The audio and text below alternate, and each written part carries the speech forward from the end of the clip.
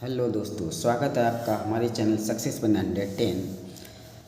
आज हम इसके अंतर्गत क्लास 10th की एनसीईआरटी मैथ की अर्थमेटिक प्रोग्रेशन जो टॉपिक है उसके बारे में पढ़ेंगे। ओके, तो इसके बारे में देखिए, शुरुआत में इसमें इंट्रोडक्शन की थोड़ा पढ़ लेते हैं। Arithmetic progression, what is arithmetic progression, क्या होता है ये समझिए। देखिए, अर्थमेटिक प्रोग्रेशन क्या होता है? It is a sequence of numbers such that the difference between two consecutive terms is constant।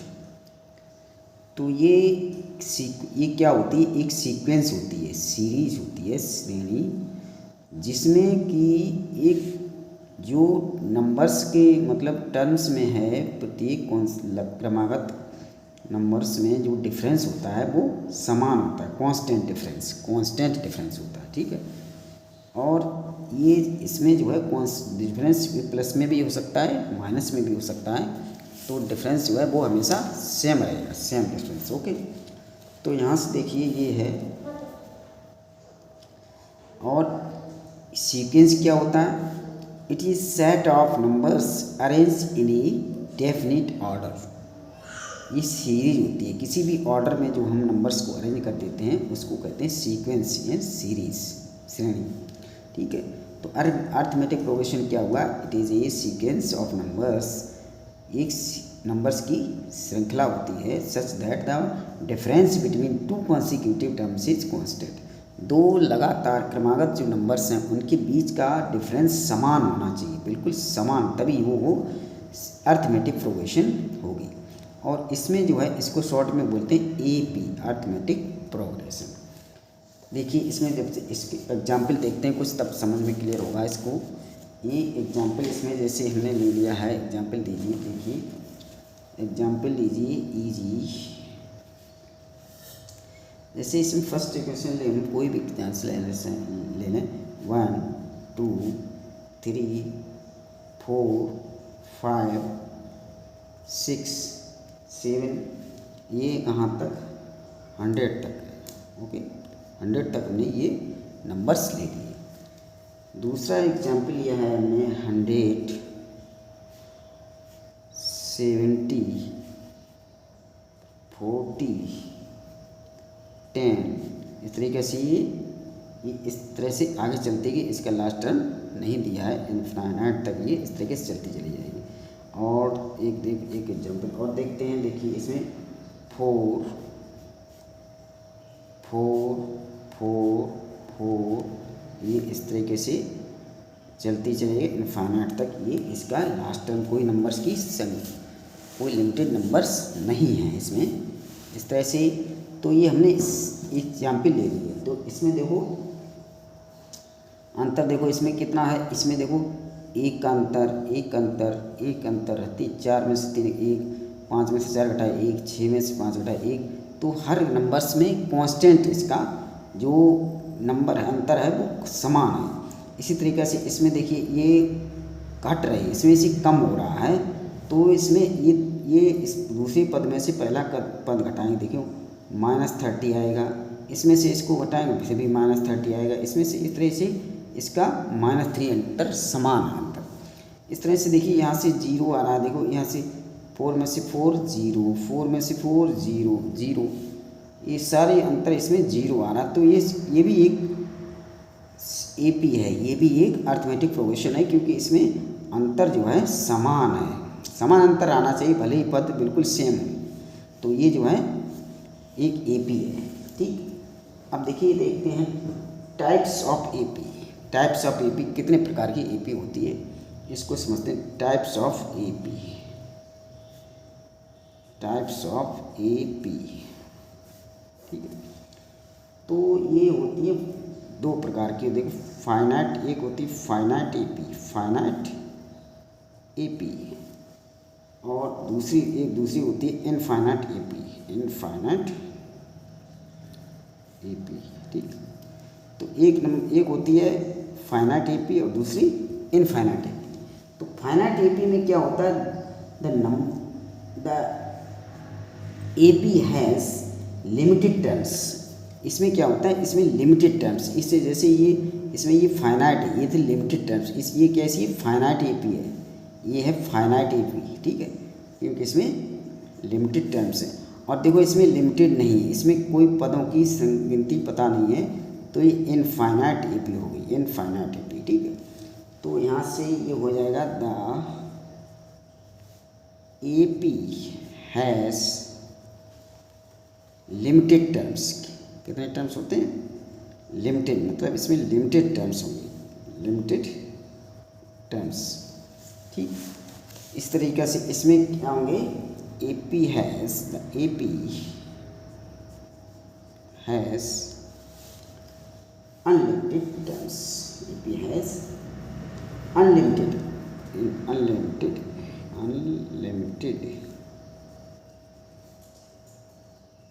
Terms.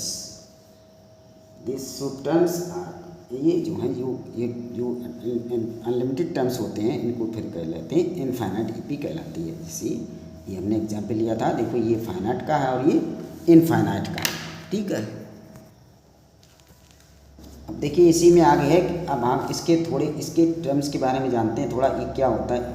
ये general form of AP, arithmetic progression का मतलब जनरल फॉर्म क्या हुआ, स्टैंडर्ड फॉर्म क्या होता है। तो इसमें हम देखिए, इसमें लिखेंगे एक पहला पद ए, दूसरा पद ये कांस्टेंट ए प्लस डी, फिर ये इस तरह से कॉमा लगाते जाएंगे, ए प्लस 2d, तीसरा पद ए प्लस 3d, इस तरह से ये a प्लस 4d, ये तब इस तरीके से। तो ये हो गया पहला पद, ये हो गया a, ये हो गया पहला पद, इसको नाम देंगे a1, ये a1 पद इसको a बोलेंगे, ठीक है। ये a2 है, a2 को a प्लस डी, ये इतना a प्लस 2d, ये a3 पर, इसको a3 बोलेंगे। और ये a4, इस तरीके से a5, ये इस तरीके से ऐसे आगे चलते चले जाएंगे, ठीक है। तो ये हो गया general form, a plus D, a plus 2d, a plus 3d, a plus 4d। तो अब देखिए इसमें इसी तरीक़ा से दूसरे भी टर्म हम कुछ कितने भी ले सकते हैं, a प्लस, तो ये यहाँ से लिमिटेड टर्म्स है, और यहाँ ये है, अब ये कोई लिमिटेड टर्म्स नहीं है, ये हम अनंत तक ऐसे जा रहे हैं। दूसरा एग्जाम्पल ले रहे हैं, देखिए ए प्लस डी, ए प्लस 2d, ए प्लस 2d, और ए प्लस कॉमा ए प्लस 3d, इस तरीके से लास्ट टर्म ए एन दिया, ए एन जो है nth टर्म, ये है लास्ट टर्म। तो ये है फाइनाइट सीरीज, ये कैसी सीरीज होगी, फाइनाइट है, इसमें लिमिटेड टर्म्स दिए हैं, और ये वाली थी अनलिमिटेड, ये इसमें अनलिमिटेड टर्म्स हैं, तो ये इनफाइनाइट सीरीज हो गई, इनफाइनाइट सीरीज, ठीक है। तो यहाँ पर कुछ टर्म्स के नाम होते हैं, इनको क्लियर कर लें। यहाँ देखिए ए है, ये ए है, ए बोलेगा, ए क्या होता है, फर्स्ट टर्म, ये होता है फर्स्ट टर्म, ठीक है, ये हो गया फर्स्ट टर्म। डी क्या होता है, डी देखिए, डी ये होता है, डी ये होता है common difference, common difference, D होता है कॉमन डिफरेंस, और ए एन, ये देखो ए एन आया सब, ए एन क्या होगा, ए एन होगा लास्ट टर्म, ये इसको, ये है लास्ट टर्म, nth टर्म बोले, या nth टर्म बोले, या लास्ट टर्म, nth टर्म, ठीक है, nth टर्म, या इसको nth टर्म भी बोलेंगे, n टर्म, ठीक है। और n क्या हुआ है, n होगा an, तो n क्या होता है, नंबर ऑफ टर्म्स, ये n लगा है, तो ये हो गया number of terms, number of number of terms. ठीक है, तो यहाँ से ये हमें टर्म्स क्लियर हुए। ए क्या हो गया, ए हो गया फर्स्ट टर्म, डी हो गया कॉमन डिफरेंस, और ए एन हो गया लास्ट टर्म या nth टर्म, और एन हो गया नंबर ऑफ टर्म्स। ठीक है, तो इतने जो हमें टर्म्स हैं इतने हमें इसमें समझना चाहिए क्या होते हैं। ठीक है, तो यहाँ दोस्तों ये देखिए डी, ए तो हो गया फर्स्ट टर्म, और डी, ये डी कॉमन डिफरेंस होता है, ये दिया नहीं जाएगा तो हमें निकालना कैसे है। तो इसमें दूसरे वाले टर्म से पहला टर्म घटा देंगे, यानी a2, इसमें देखो a2 माइनस a1 करेंगे। a2 टर्म है और a1 में से इसको घटाएंगे, देखो a1 इसको घटाएंगे तो a plus a2 equal to a plus D, a plus D आ गया, a प्लस डी, और ये आ गया। इस तरह से डी का मान निकालेंगे, डी इसको ये आ गया माइनस ए, ये आ गया, ए से कैंसिल, तो डी इस तरह से निकलता है। डी बराबर क्या हो गया, a2 माइनस a1। इस तरीके से यहाँ से भी निकाल सकते हैं, डी इक्वल टू, देखिए यहाँ से डी a प्लस 2d यानी third term, a3 minus a2 अगर निकालें, देखो क्या होता है, a plus 2d minus a plus D. तो यहाँ से देखिए a plus 2d minus a plus a, यहाँ से माइनस चेंज हो जाएगा, माइनस ये कोष्टक के अंदर माइनस लगा हुआ तो सारे चेंज हो जाएंगे। ये देखिए d, तो ये हो गया a से कैंसिल हो गया, 2d माइनस डी, ये हो गया d। तो d इक्वल टू कहीं से भी निकाल सकते हैं, एक बाद वाले टर्म एक अगले टर्म से पहले टर्म को घटाने पर देखिए दो कॉन्सिक्यूटिव जो टर्म्स होते हैं उनमें अंतर कर दीजिए, दूसरे में से पहले घटाएं तो वो डी आ जाता है। डी का मान इस तरह से निकालेंगे। ठीक है, अब देखिए इसी में आगे हमें निकालना है find the number of terms और find the last term. Last term निकालना है तो हम कैसे निकालेंगे, इसमें से वो लास्ट टर्म जो जनरल टर्म होता है जो कैसे निकलेगी। ठीक है, तो हम इसमें जनरल टर्म ये निकलता है लास्ट टर्म nth टर्म, इसको बोलते हैं nth term, a n equal to, ये nth टर्म हुआ, nth टर्म। ठीक है, nth टर्म, तो ये हो गया nth टर्म, ये हो गया an, इसको बोले an equal to a plus n minus 1 into D. ठीक, ये होता है जनरल टर्म, ये होता है पूरा अर्थमेटिक प्रोग्रेशन का जनरल टर्म ये निकलेगा। कोई भी टर्म पूछा जाए इस फार्मूले से हम लोग निकाल लेंगे। A N equal to A plus N minus 1 into D.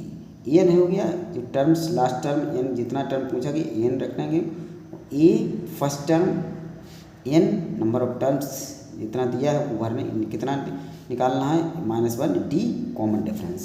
Okay, तो यहाँ से हम कोई एग्जाम्पल लीजिए, ए पी ले लेते हैं। देखिए 5, 8, 11, 14, 17, 20, इस तरीके से यहाँ से A12 तक ये टर्म लास्ट टर्म है A12। तो यहाँ पर हमें A12 निकालना है, तो A12 यहाँ हमें निकालना है। तो ये देखिए यहाँ से पहले हम क्या निकालें, एक टर्म्स लास्ट टर्म के लिए हमें क्या चाहिए, फर्स्ट टर्म चाहिए, एन का मान चाहिए और डी का, 3 चीज़ें हमें पता होनी चाहिए।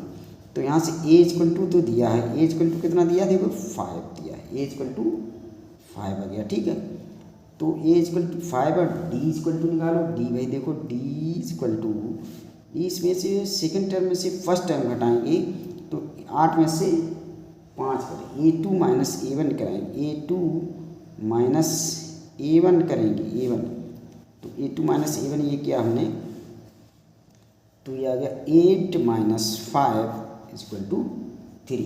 ठीक है, ये यहाँ से भी निकाल सकते हैं। देखिए ये यहाँ से देखो ये चौथा टर्म है 1 2 3 4, यहाँ से देखो A4 minus A3 equal to 14 minus 11 equal to 3। तो यहाँ से देखो कॉमन डिफरेंस दोनों में ये समान आया, डी। देखो डी हमेशा बराबर ही आएगा, यही इसकी पहचान है, कॉमन डिफरेंस समान होना चाहिए, वही होती है अरिथमेटिक प्रोग्रेशन। ठीक है, तो यहाँ से देखो ये सारे मान निकाले। n इक्वल टू क्या है 12, n तो हमें निकालना ही है, n इक्वल टू 12 ये दिया हुआ है। ठीक, एक लास्ट है, तो हमें a12 निकालना है, n इक्वल टू 12 रखना, a12 निकालना, ये जनरल टर्म फार्मूला लगा दिया, तो a12 निकालना है, तो बाकी a12 n इक्वल टू 12 रख के सारे मान निकाल लो। बाकी शायद a इक्वल टू दिया है 5 प्लस n 12 दिया है -1, डी दिया है 3, डी 3 ये निकालिए, इक्वल टू ये आ गया 5 plus 12 minus 1 11 into 3, then 5 plus 33, तो 33 और 5 38 ही आ गया। ये हमारा 12th टर्म A12 आ गया, A12 आ गया, वो A12 इक्वल टू 38 ये आ गया। ओके, यही हमारा आंसर हो गया, ये हो गया A12। ठीक है, A12 जो निकला, अगर ये लास्ट टर्म तो इसको हम L भी बोलेंगे, L। ठीक है, इसको L भी कह सकते हैं अगर लास्ट है तो, अगर लास्ट नहीं तो इसको नहीं बोलेंगे। अगर लास्ट 12 ही पद हैं इसी की श्रृंखला में, 12 ही पद हैं तो हम इसको लास्ट टर्म बोलेंगे, लास्ट टर्म। ठीक, अब आगे देखिए, sum of n terms of an AP of an AC, देखो sum of n terms of AP। Okay, तो ये देखिए सम हमें कैसे निकालेंगे, सम का फार्मूला, ये सम का फार्मूला होता है, तो इसमें ये फार्मूला होता है SN इक्वल टू, इसको लिखेंगे SN इन टर्म्स का सम, SN इक्वल टू n/2 बड़ा कोष्टक 2a plus n-1 into d, ये हो गया सम का फार्मूला। ये जो है n पदों का सम होता है। ठीक है, n पदों का सम का फार्मूला ये हो गया। इसमें हमें क्या क्या दिया हुआ, n देना, n होगा, फर्स्ट टर्म पता होना चाहिए और d पता होना चाहिए, 3 चीज़ें हमें पता होनी चाहिए। क्या, n की वैल्यू यानी कितने पद हैं, टर्म्स कितने हैं, कितने पद का टोटल निकालना है, फर्स्ट टर्म a और n तो d, कॉमन डिफरेंस। ओके, 3 चीज़ें मैं पता हूँ तो सम इसका हम निकाल सकते हैं आराम से।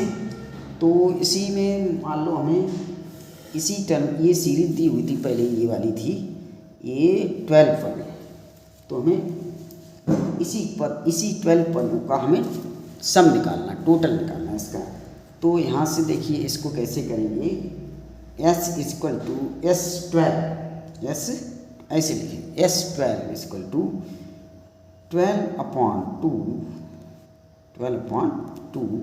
2 इंटू a है फर्स्ट टर्म देखिए 5 दिया है, फर्स्ट टर्म 5 प्लस n-1 यानी 12-1 और d का मान दिया था 3। तो इसको हम सॉल्व करेंगे तो ये जो आ जाएगा 2 12 ये कट गया, इक्वल टू ये हो गया 6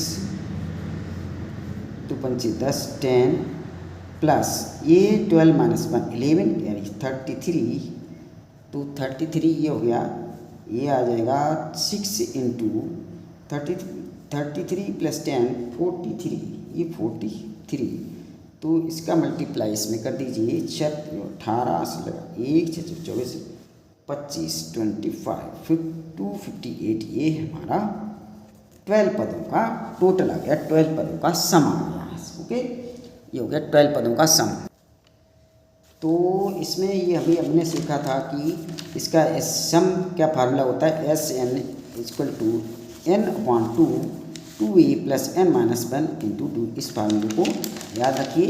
और दूसरा भी फार्मूला होता है, इसमें क्या होता है, जब हमें लास्ट टर्म दिया होता है, ये इसमें लास्ट टर्म नहीं है, तो इसमें लास्ट टर्म नहीं है तब हमें ये लगाना है, जब लास्ट टर्म दिया हो तब भी एक फार्मूला होता है, वो बहुत सिंपल होता है। इससे देखिए SN तब क्या होता है फार्मूला, जब लास्ट टर्म दिया हो, लास्ट टर्म हमें पता होना चाहिए, पहला पद पता होना चाहिए। N S N equal to होता है n/2 a प्लस एल।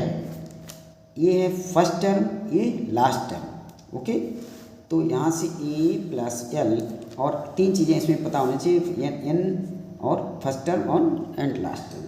तो देखिए वही चीज़ हम इससे भी निकाल के देखते हैं, देखो समान आती ही नहीं। तो यहाँ से क्या था, n क्या था पर 12/2 a फर्स्ट टर्म 5 और लास्ट टर्म हमने निकाला था पिछली अभी निकाला था, इसमें देखिए लास्ट टर्म ये निकाला था 38, ये 12 मैंने निकाला था 38। तो यहाँ से 38, यहाँ देखो लास्ट टर्म लिखेंगे 38। जब ये फार्मूला तभी लगेगा जब लास्ट टर्म दिया हो। तो यहाँ से लास्ट टर्म 2 6 12, देखिए ये हो गया 38 प्लस 5, ये हो गया 43 इंटू 6, 18 और 6 24 25, ये देखो 258। दोनों में सेम ही उत्तर आया, ये हमारा सेम आया। ओके, तो इसमें दो फार्मूले हम लोग सीख चुके हैं, सम के और एक जनरल टर्म का फार्मूला। ये general term A N equal to A plus N minus 1 into D, और ये होता sum S N equal to n/2 कोष्टक में 2a plus n minus 1 into 2 D होगा। जब इसमें लास्ट टर्म ना दिया हो तब ये वाला फार्मूला लगेगा, जब लास्ट टर्म दिया हो या निकाल लिया हो तो हम ये फार्मूला लगा सकते हैं बहुत आसानी से, जल्दी से। ये इसी से ये फार्मूला जो है कहीं नहीं, इसी से ही बनता है, ये फार्मूला इसी से बनता है। अगर आपको ध्यान हो तो इसको हम बना के ये दिखा सकते हैं। चलिए देखिए, ये आज हम इसको यहीं पर विराम लेते हैं, अब आगे की जो होगा इसकी अगले वीडियो में करेंगे। तो आज के लिए इतना ही। अगर आपको हमारे पढ़ाने का तरीका, आपको मेथड अच्छा लगता है तो प्लीज़ हमारे चैनल को सब्सक्राइब करें, लाइक करें, शेयर करें। Okay, thank you.